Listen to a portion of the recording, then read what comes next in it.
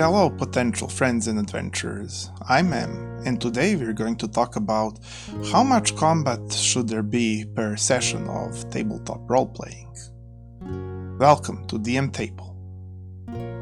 Now, how many times have I heard people limit themselves and say something along the lines of, I need to have that many combat encounters per session, or otherwise players won't feel like they're having fun, like they're engaged, not enough action for them, and so on and so forth.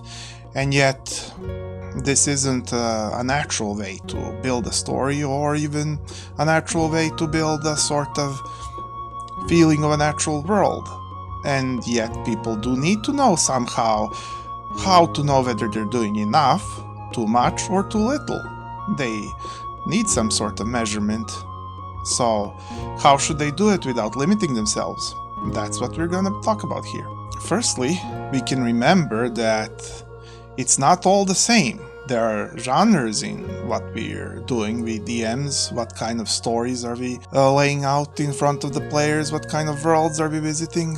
There are genres to it all, and it's not the same having film noir inspired detective type of campaign versus having old school dungeon crawl. If we have a detective campaign, then even if, say, we're guessing that the campaign will take 25 sessions or 30 sessions, in all of it, maybe we'll have only 7 combat encounters, 1 or 2 of those being what we would potentially call a boss, or in my country, a queen, where you, or rather players, fight some sort of very challenging enemy. So that's all. Only 7 combat happenstances during 30 or even a bit less or more sessions.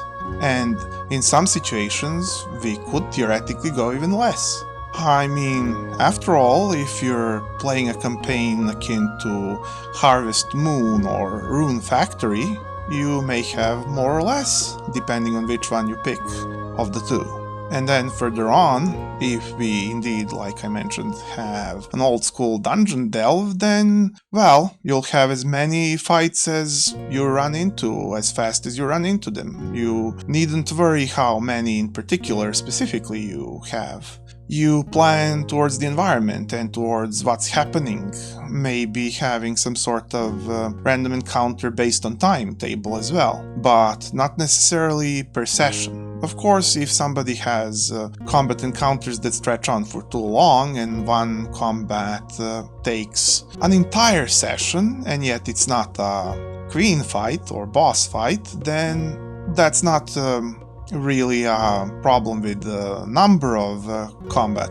instances, but rather with the speed at which combat develops and finishes up. However, that is a separate thing. It's to do with how fastly everyone around the table responds and what kind of system are you running, so that should be looked into if you have issues with that. However, number is never really determined by simply mass of how many combat situations happen per session. It's much more to fit your combat situations per, well, layout of the whole campaign. And make sure, of course, that this is somewhat according to logic.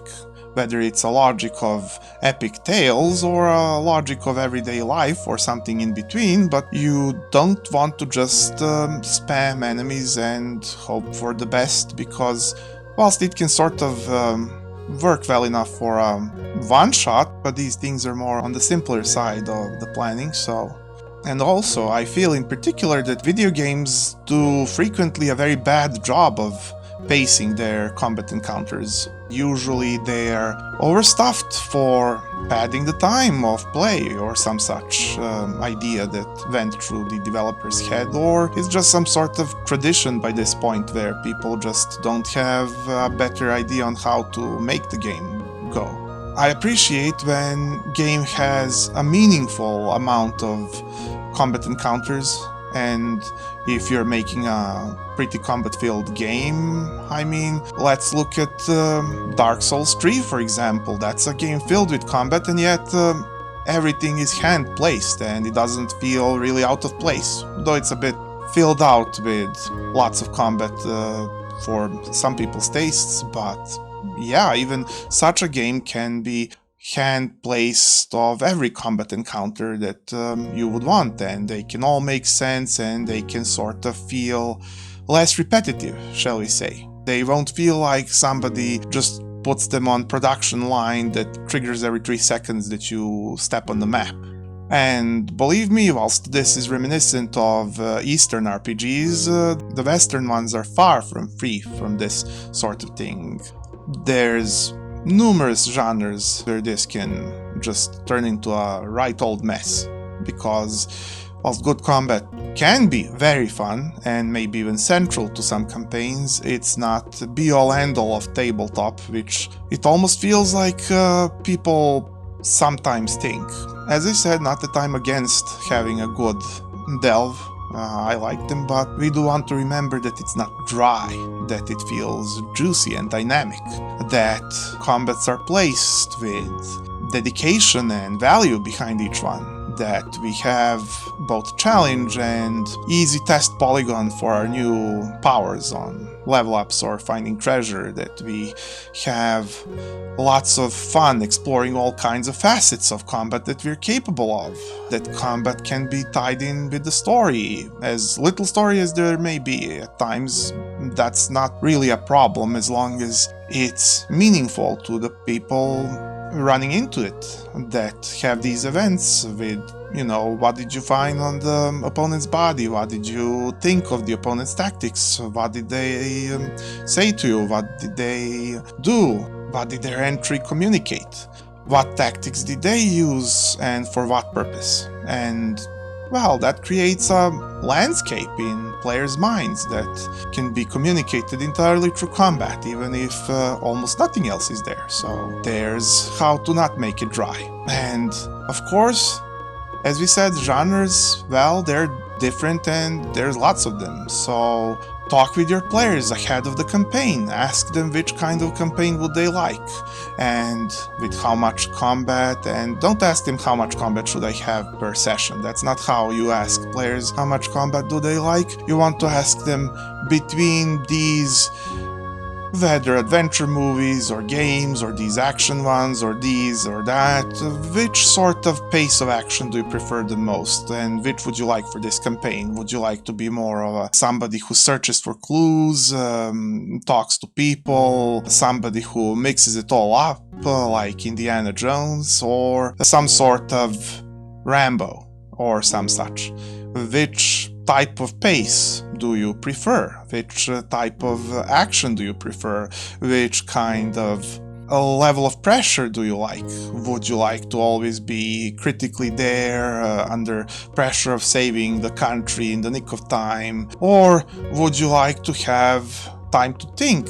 Do you like having off days between cases, or would you like everything to be raced towards an end? You don't have to ask all this, but you know, think up a few questions that will sort of answer all these questions for you by you sort of analyzing what the player has told you. In fact, it's easiest to just ask the players to tell you about their favorite games, movies, books, comics, and so on, and then ask them a question or two that you sort of missed to hear an answer to, and there you go. Now you don't have to make a whole interview list or anything like that. And once you know this, well, it depends whether you have tried and true players per se that you've played with, or do you have quite new players that might be excellent but you don't know them that well. You will then adhere more to what the players have said, sort of either if they're new, or if you know why they said it if they're not so new, or you will have a good campaign pitch that you want to enamor them with and sort of charm them into your preferred style of play. Of course, you do want to sort of pepper it with tidbits of things that they love to encounter, even if it's a different type of campaign early on, but per se without tricking them, because then you want to sort of explain that campaign well enough, want to present it so that they know what's kind of the general several flows of action along the lines of whether it's monster hunting, detective work, multiple such paths or single one, usually multiple, and they'll sort of know, and then they won't feel cheated if they need to wait a bit for one thing or another. I sort of talked about this earlier, and you can look it up. But anyways, players don't want to not know what will happen about the flow. They are sort of there waiting for things that they know they want to do, but if they don't have any sort of assurance that they could do them, then, well, campaign can feel empty even if you're planning ahead, and even if you're gonna fulfill their wishes of combat, they might just get bored quadruply quicker because you didn't tell them that, hey, this is, you know, an intro, going around the base, talking to your partners, getting to know the equipment, and so on, and then we'll have, you know, massive combat, high action, etc.